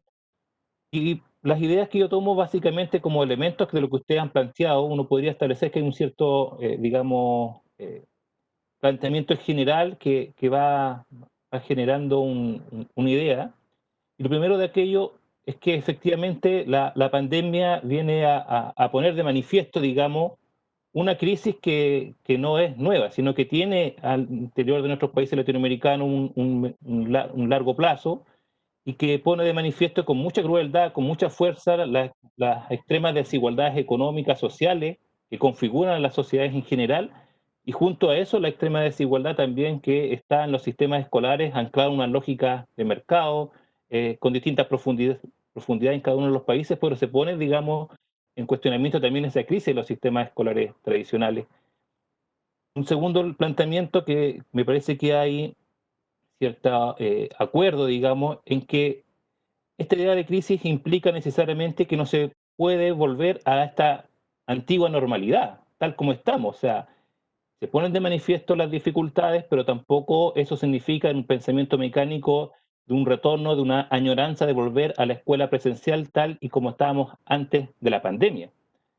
Pero ese desafío del retorno, porque evidentemente hay una defensa en relación a la idea de la presencialidad como proceso pedagógico, implica un escenario abierto en donde evidentemente hay fuerzas conservadoras que empujan por ya sea mantener esa tradición educativa en formato de estandarización curricular, en formato de unas evaluaciones estandarizadas internacionales. Acá en Chile yo les puedo contar que en este contexto incluso la prueba estandarizada más importante que era el CIMSE también estuvo hasta muy poco tiempo, digamos, como eje rector implantándose, y ahora se va a hacer también una evaluación que se plantea bajo una idea de voluntariedad, pero esos formatos conservadores mercantiles siguen incluso presionando en tiempos de pandemia. Entonces esta idea de retorno implica un escenario abierto porque hay fuerzas conservadoras que empujan por mantener, digamos, las lógicas que estaban previo a la pandemia, e incluso también por incorporar nuevos elementos, sobre todo con esta idea de la virtualidad, en donde los modelos de la presencialidad se ponen en tensión. Y ustedes han puesto de manifiesto, digamos, ese escenario abierto. Pero también esta idea de repensar este retorno implica retomar ciertos planteamientos que son sumamente importantes. Por ahí se hablaba desde el punto de vista pedagógico de la idea de la mediación como un elemento que hoy en este contexto ha sido altamente tensionado, pero esa tensión implica también retomar esa categoría central como en esta idea del retorno, la mediación, ¿cierto? Retomar también esta idea de la interpelación sobre el rol y el carácter de los estados en este tiempo en relación a la defensa del derecho a la educación como tal, porque justamente esta idea de las privatizaciones hoy día se han desnudado que son absolutamente carentes de poder sortear también estas situaciones de crisis. Entonces, en esta idea de ir profundizando, digamos, los desafíos que están por delante, en esta idea de repensar alternativas educativas, pedagógicas, que nos invita, que nos desafía y que tenemos la obligación, porque si no lo hacemos, efectivamente son otras fuerzas conservadoras las que van a llenar este escenario. Yo quisiera puntualizar en dos preguntas que me gustaría o propongo que podamos profundizar. Lo primero es que efectivamente se ha puesto de manifiesto hoy en día el tema de la tecnología, el tema de la virtualidad. Y pareciera ser que está instalado de tal fuerza que es difícil poder pensar un retorno en donde aquello no sea repensado. Entonces, ¿cuál sería el rol que jugaría, digamos, la virtualidad o la tecnología al interior de un proyecto pedagógico distinto, democrático, público, popular, por qué no decirlo? ¿Cierto? ¿Qué rol juega ahí? Y un segundo elemento que ustedes plantearon y que me gustaría que pudiesen profundizar, digamos, tiene que ver por dónde empezar hoy a repensar y a construir una alternativa pedagógica en la pospandemia, ¿sí? Ustedes ya han enunciado algunos elementos, pero quizás sería importante subrayar en cuáles serían los elementos más centrales, digamos, en esta idea de repensar y comenzar a construir un proyecto educativo pospandemia que al parecer, digamos, y no al parecer, yo por lo menos tengo la convicción que uno de los principales desafíos que tenemos como países latinoamericanos, y por lo menos desde acá en Chile, también estamos, digamos, en esa tarea, digamos. Entonces, vamos a mantener el mismo orden, vamos a comenzar con Magali, insisto, digamos, en esta idea de los 5 minutos para poder ir terminando el panel en los tiempos acordados. Entonces, Magali, te cedo la palabra. Muchas gracias, Eduardo. Espero que me estén escuchando bien porque hubo un cambio en la transmisión. ¿Está bien por ahí? Sí, te escuchamos perfecto. Perfecto. Creo que la pregunta o las dos preguntas que colocas son centrales en este instante. Yo solamente quiero mencionar que escuchando a los colegas, escuchando a Fernanda, tenemos como dos escenarios, ¿no? Este escenario donde la bandera del derecho se planta, que ha sido de alguna manera colocado por nosotros cuatro. Pero oigo a Fernanda y me parece que es bien importante las menciones que ha hecho porque es el aterrizaje, porque es ya la concreción de esta defensa del derecho, esta necesidad de trabajar el tema del derecho a la educación como un derecho fundamental, pero en el contexto de las diferentes gestiones. Por supuesto que ahora hay unas diferencias importantes, ya Eloísa lo señalaba. Hay unas diferencias importantes y esas diferencias están dadas también por las lógicas de quienes están hoy en los gobiernos en los diferentes países. Una cosa es escuchar a Fernanda como funcionaria del Ministerio de Educación y Argentina, y otra cosa es escuchar a funcionarios de otros ministerios donde las prioridades no son las mismas y la manera como se piensa trabajar el proyecto educativo post-pandemia que decías, Fernando, son absolutamente distintas. Yo, chicas, con toda la esperanza y el convencimiento de que puede ser una oportunidad de cambio, también tengo la sensación de que en algunos países estamos frente a una situación tan compleja en el campo de la política y del manejo del Estado que lo mejor que ahí se va a intentar es por lo menos que haya un respeto al derecho a acceder al servicio educativo, a la educación, al centro educativo, no porque piense que la educación es un servicio, sino me refiero al proceso educativo mismo. Y ahí habría que pensar más bien cómo desde las diferentes fuerzas de la sociedad civil, desde las diferentes organizaciones sociales que levantan la bandera del derecho, se puede ir generando procesos de presión social para que, en primer lugar, se asegure que todos los estudiantes vuelvan al sistema educativo. Segundo, que se pueda repensar el tema curricular, poder tener un arranque de un proyecto educativo donde los actores de la educación, particularmente los docentes, sean centrales en esta nueva concepción de educación. Pero la otra cosa que creo que es un peligro real es algo que ya mencionaba Orlando y que también señalaba Fernanda respecto a cómo lo más sencillo va a ser traer paquetes listos, ya enlatados, sobre contenidos en ciertas áreas, como para empezar a usar la tecnología como soporte al maestro, pero que finalmente termina siendo maneras más homogenizadas, más estandarizadas de generar procesos educativos. Creo que estamos frente a un desafío realmente grande y bueno, creo que de todas formas la tecnología se ha instalado y no está mal que se instale la tecnología, no está mal aprovechar la virtualidad.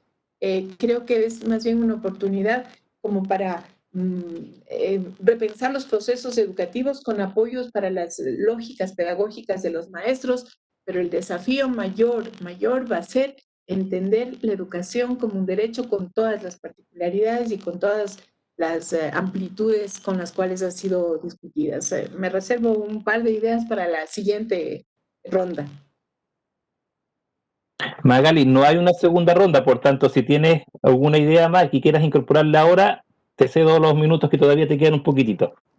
Entonces lo que quisiera añadir es que tal vez es un momento importante para generar alianzas, para generar procesos que vayan más allá de las acciones dentro de los países que son importantes. Creo que la posibilidad de generar articulaciones entre las organizaciones sociales, las organizaciones educativas, tanto al interior como fuera de los países, va a ser extremadamente importante.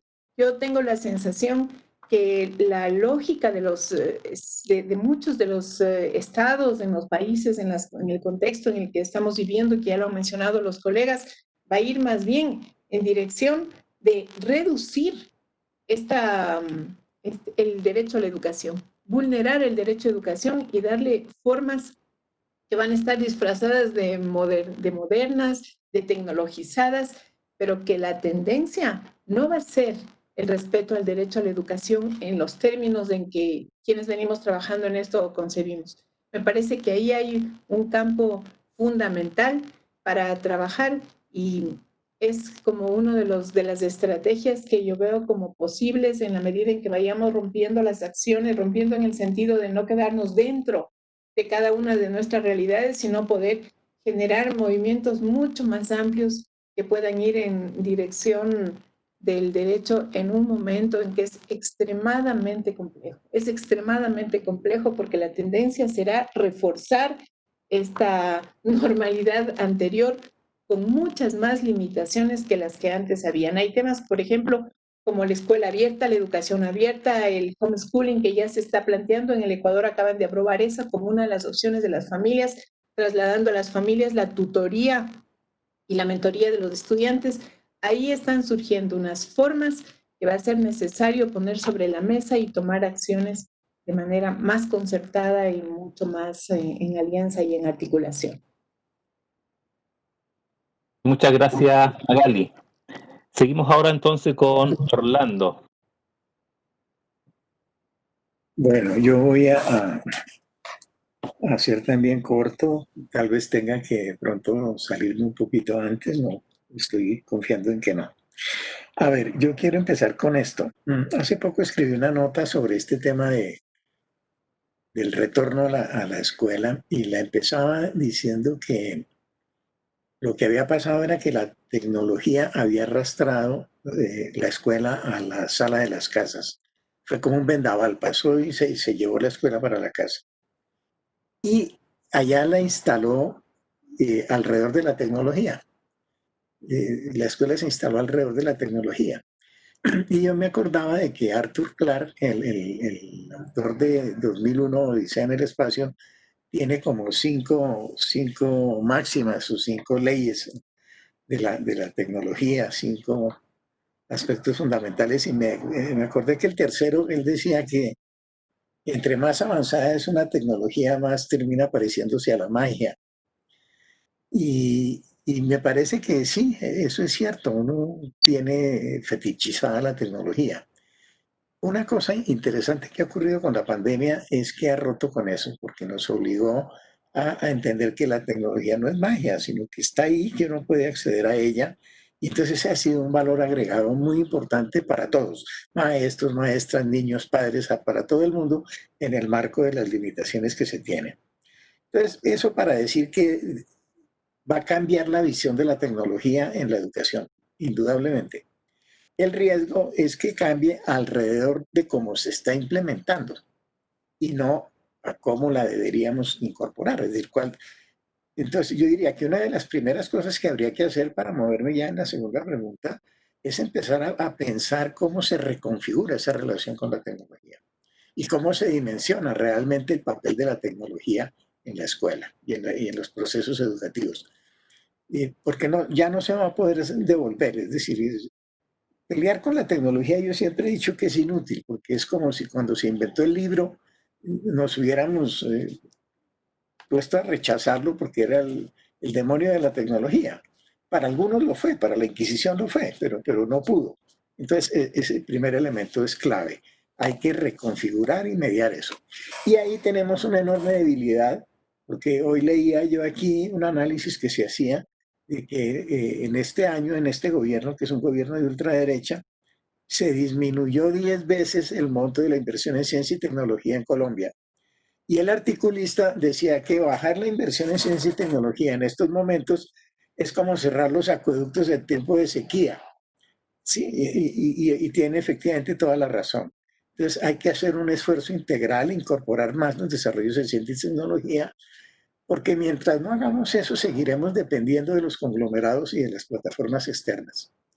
Yo le oí al ministro de Educación en la reunión que tuvimos con el grupo de trabajo de Claxo que Argentina iba a trabajar en la creación de una plataforma pública. Y me parece que esa es una necesidad y una obligación que tienen todos los estados para justamente no depender del mercado para proporcionar la plataforma pública que es de la educación pública, no es de los privados. Ese me parece que es un reto que es fundamental.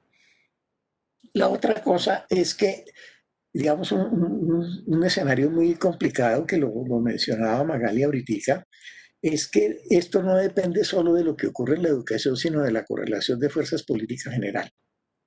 Y ahí estamos muy mal, la mayoría. Digamos, con excepción de Argentina, en este momento los demás estamos re mal. Y eso me hace ser muy pesimista sobre cómo vamos a salir de esta coyuntura. Si la correlación de fuerzas no la logramos cambiar, vamos a salir peor de cómo entramos, porque se van a fortalecer todos estos procesos de privatización. Aquí estamos gobernando por decreto, la sociedad está desmovilizada, recluida en sus casas, aunque pasan cosas como la detención de Álvaro Uribe, que ya generó salidas a la calle, pero lo que pensamos muchos aquí es que ese es un ruido de cacerola y finalmente al tipo no le va a pasar nada. Entonces, eso, digamos, va a ser va a ser muy complicado. Y traigo esto a cuento por lo siguiente, porque es que lo que generó la pandemia fue, tanto en el tema educativo como en el tema político, una cosa muy importante, y es que nos dio tiempo de pensar sobre nosotros mismos y de mirarnos a nosotros mismos. Lo que pasó en las escuelas aquí en el proceso educativo es que los maestros arrancaron llenando a los niños de tareas y de actividades. Y eso fue la locura los primeros días del aislamiento. Después eso pasó y empezaron a decirle a los niños, no, más bien saben que vamos a trabajar sobre lo que está pasando en sus casas con todo esto. Y eso fue muy importante, porque eso va en la línea que señalaba Magali de revisar el currículo. Ya se empezó a revisar en la práctica, ya los contenidos curriculares no están siendo los fundamentales en el trabajo que los colegios están haciendo con los niños. Y ya se está cambiando también la idea de la evaluación, y eso va a terminar cambiando también la idea de la calidad, porque la calidad no pasa por ahí. Pero por fuera de la educación, digo que esto tiene un efecto muy importante porque la posibilidad de vernos a nosotros mismos y la reclusión y todo esto, aunque aquí es mentira, aquí realmente estamos casi en un 60% de la gente por la calle y el resto, el 40% en cuarentena, pero eso ha generado la posibilidad también de una introspección política y social para comprender la integralidad de los derechos. Es que aquí se está viviendo en carne propia la relación entre el derecho al trabajo y el derecho a la educación, entre el derecho a la salud y el derecho al trabajo, y entre el derecho al trabajo y el derecho a la educación. Todo eso lo está viviendo la gente en vivo y en directo. Y entonces yo diría que, digamos, la esperanza es que nosotros podremos salir de esto, tal vez la manera como salgamos de esto va a depender de nosotros. Si podemos aprovechar este tiempo como un tiempo de recomposición de fuerzas, de acumulación de fuerzas, para que en el momento en que podamos salir a actuar políticamente en un espacio político más amplio, más abierto y más social, tengamos la fuerza y la contundencia que no hemos tenido en los periodos anteriores. Que no fue, digamos, no hicimos las cosas tan bien que esos 10 o 15 años que mencionó Eloísa de alternativas no lograron consolidar algo sostenible. Es decir, pasaron esos 10 o 15 años y llegó el primer gobierno de derecha y en los primeros 3 meses acabó con todo lo que se había conseguido. Y eso no puede ser así, no puede seguir siendo así. Porque me parece que lo más importante que tenemos que pensar ahora es cómo a partir de aquí vamos a poder construir un Estado y una sociedad que no se parezca a la que hemos tenido. Ni siquiera a la que tuvimos en los 15 años del periodo antineoliberal. Esto implica un esfuerzo de originalidad y de creatividad en nuevas formas de organización social y política, en esa idea, digamos, estratégica del Foro Social Mundial de que efectivamente otro mundo es posible, pero ese mundo posible tenemos que hacerlo, porque si la gente no lo ve, vuelven y eligen a Bolsonaro. Ese me parece que es el problema político central. Yo dejaría ahí. Bien, bien Orlando, muchas gracias por tus palabras. Seguimos entonces ahora con Eloísa. Bueno, muchas gracias por los comentarios y las dos preguntas orientadoras para estos minutos finales. Yo quería, antes de decir dos o tres cositas, retomar esto último que marcaban Magalí y Orlando con relación a el repensar formas nuevas de movilización y de acumulación para un cambio, digamos, que sea perdurable y que vaya o contribuya a los niveles de integración y de justicia social.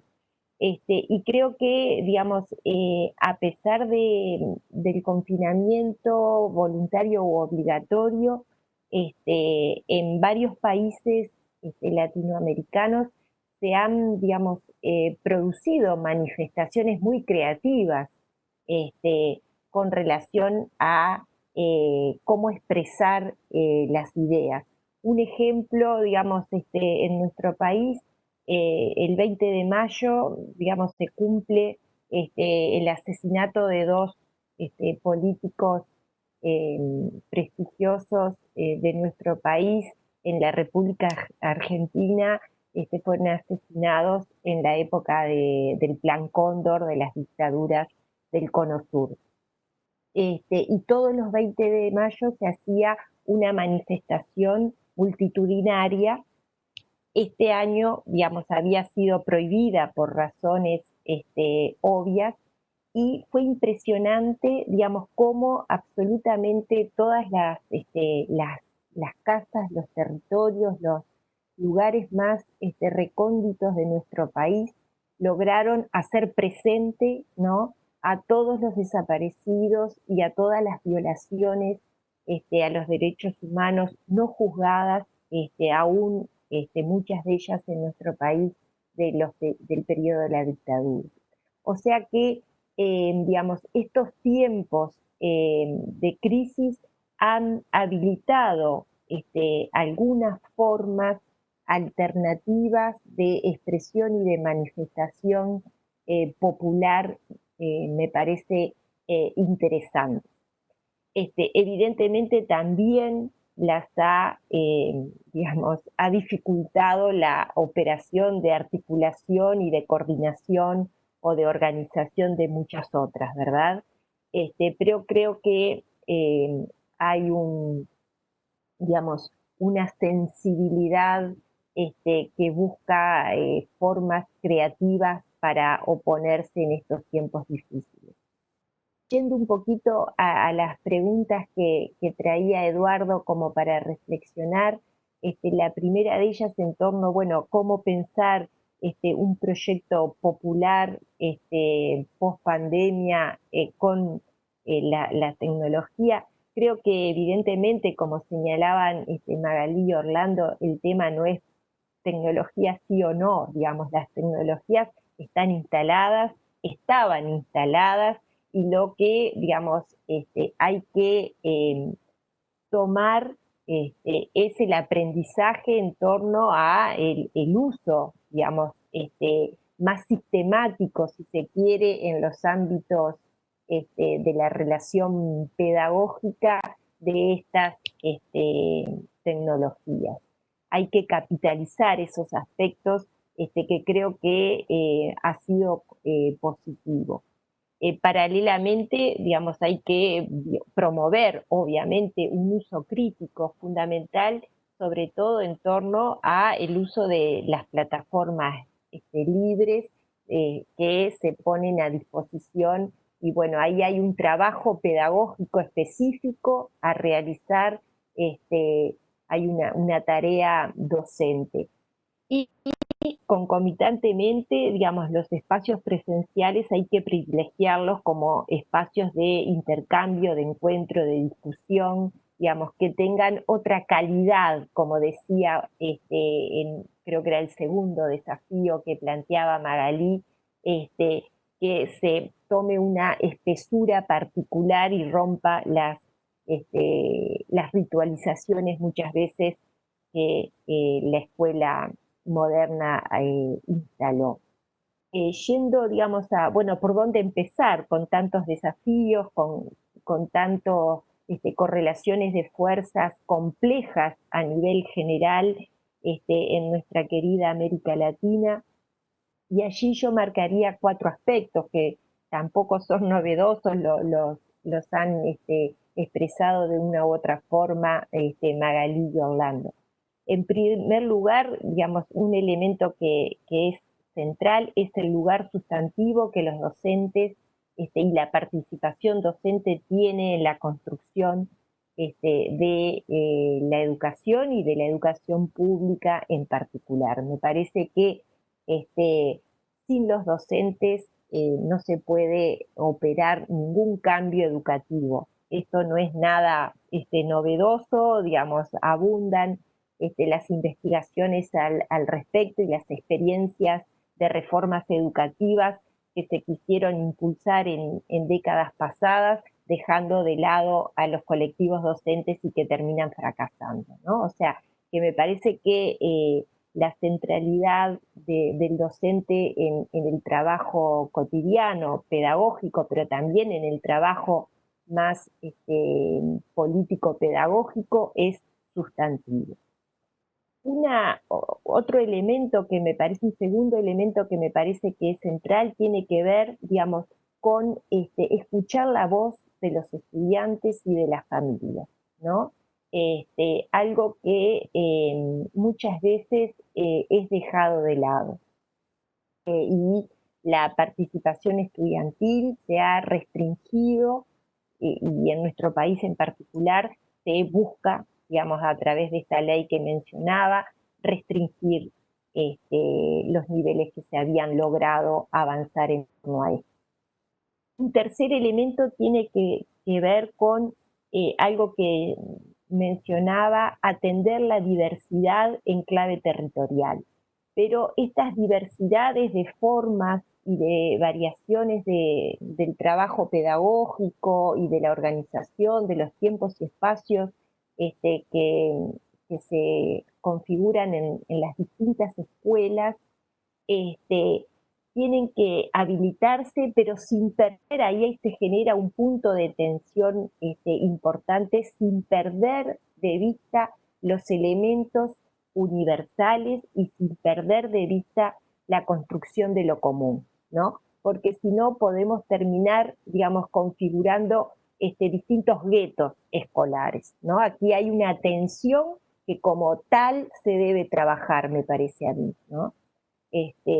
Y el cuarto y último elemento que quería señalar y retomar, algo que planteaban también los colegas de la mesa, tiene que ver con la importancia de configurar espacios de articulación, no solo articulación de los colectivos docentes, en la diversidad de manifestaciones que se han ido produciendo en los últimos tiempos y particularmente en estos tiempos de confinamiento, con las organizaciones tradicionales de los colectivos docentes y con los ámbitos de investigación educativa que las universidades y los centros de formación docente vienen desarrollando. Creo que, digamos, estas cuatro aspectos son urgentes. Bien, muchas gracias, Eloísa. Para ir finalizando, entonces le damos el uso de la palabra a Fernanda. Bueno, simplemente agregar algunas consideraciones. Para nosotros la dicotomía salud-trabajo, salud-economía no es viable, y la experiencia histórica, la experiencia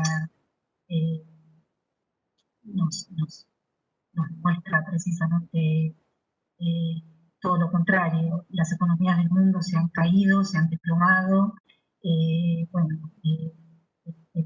Estados Unidos tiene los peores índices económicos desde la crisis del 30 o más, y ha sostenido esta falsa dicotomía y la versión latinoamericana en la figura de Bolsonaro de manera similar, y aquellos países que priorizaron y priorizamos la protección sanitaria de nuestras poblaciones, también obviamente vemos afectadas nuestras economías, pero los muertos no producen.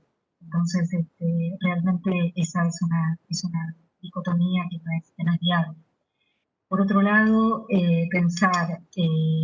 cómo pensar un proyecto educativo en la pospandemia. En primer lugar, democratizando la gestión educativa, y democratizar la gestión educativa implica ampliar los espacios de participación, necesariamente. Hoy, en mis comentarios iniciales, yo decía, toda una cantidad de actores que están en las escuelas y que históricamente vienen desarrollando prácticas solidarias, una vez que se regrese a las clases, una vez que las escuelas vuelvan a abrir, esos actores sigan estando dentro de las escuelas, porque a veces en estas tendencias conservadoras, de volver a lo conocido.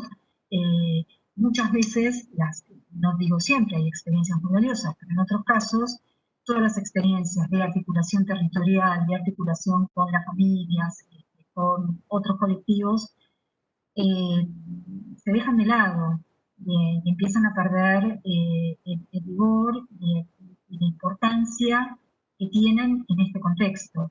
Históricamente, la escuela esperaba a que sus estudiantes fueran a inscribirse. Bueno, la lógica hay que cambiarla. La escuela tiene que salir a buscar a esas chicas y esos chicos que no van a estar en las escuelas. Nosotros decimos, la primera pregunta que nos tenemos que hacer es, ¿estamos todos hoy en la clase? ¿Quién falta? Bueno, en esas ausencias es donde tiene que estar el trabajo, no solamente de los estudiantes, sino de docentes, directivos y todo aquel actor que pueda ser capaz de acercarse. ¿Cómo pensamos al regreso a las escuelas? La verdad que lo pensamos como un reencuentro y por ello yo hoy decía el sentido pedagógico del reencuentro, porque precisamente nos imaginamos que el reencuentro tiene que ser un reencuentro para escucharse, para bailar, para escuchar música, no sé si vamos a poder abrazarnos, pero que sea un reencuentro donde lo vincular prime por sobre lo curricular, incluso hasta entre los docentes. Ha sido una experiencia ciertamente muy difícil, muy incierta, la seguimos transitando, vuelvo a decir, hasta que no tengamos una vacuna que nos inmunice a nivel planetario, vamos a tener que seguir ejerciendo estas dinámicas. Y en el ejercer esas dinámicas de investigación educativa es fundamental también. Vos decías, Eloísa, cómo articular el trabajo incluso con las organizaciones docentes. Bueno, son voces muy potentes. La Argentina es un país que, ustedes saben, que tiene una tradición de movilización social y política históricamente dada, está en nuestros genes, y esta situación de estar aislados nos genera mucha extrañeza, pero ciertamente la movilización en los años de gestión neoliberal del último gobierno, la movilización social fue la que pudo poner un freno a tanto desenfreno. Y pensamos esto, ¿no? O sea, hablaban de los estudiantes. Nosotros tenemos una relación con muchos centros de estudiantes organizados, escuelas secundarias y terciarias, que han hecho un trabajo sumamente interesante y valioso en relación a sus pares. O sea, pensamos la idea de puentes y la relación entre, o sea, poder cortar con las jerarquías establecidas y que tan recurrentemente se ponen de manifiesto aún hoy en las experiencias educativas. Creo que se trata de eso. Por último, en relación a la pregunta de Eduardo y a la innovación tecnológica, yo decía, bueno, efectivamente, Orlando, nosotros estamos avanzando en una plataforma nacional, una plataforma que justamente habilite contenidos que sean propios. La discusión si tecnología sí, tecnología no también es estéril, es como una discusión entre mercado y salud. No es indiscutible, la tecnología es un recurso que tiene que estar al servicio de lo pedagógico. Ahora, ¿cuál es el proyecto pedagógico que nosotros queremos y qué tecnología queremos para ese proyecto pedagógico? Me parece que viene por ese lado el trabajo que nos debemos en términos de poder avanzar en desarrollos tecnológicos propios, y no desarrollos tecnológicos que lo que hacen es colonizar el conocimiento, colonizar la formación de los docentes, y colonizar la formación de nuestros estudiantes. No mucho más que eso. Bien, muchas gracias, Fernanda. Bueno, estamos terminando este panel en representación del comité organizador de esta conferencia internacional, Desafíos para la Investigación Educativa a partir de la pandemia. Les quiero dar las gracias a Fernanda, a Magali, a Eloísa, a Orlando por compartir sus reflexiones, ¿cierto? Reflexiones que siempre tienen un componente social de las propias experiencias en las cuales cada uno de nosotros estamos compartiendo, ya sea en la universidad, desde el caso de Fernanda en el ministerio, con el enorme desafío que tiene ahí desde lo práctico. Un abrazo fraterno, fraterna, con mucha fuerza para cada uno de ustedes y muchas gracias por estar acá en esta conferencia internacional aportando con estas interesantes reflexiones donde ciertamente, como por ahí se decía, ya nos vamos con distintas reflexiones, con distintos desafíos y también con certeza, la certeza de la defensa por la educación pública como un derecho fundamental. Así que muchas gracias, un abrazo. Cuídense mucho. Gracias, muchas gracias. También. Un abrazo.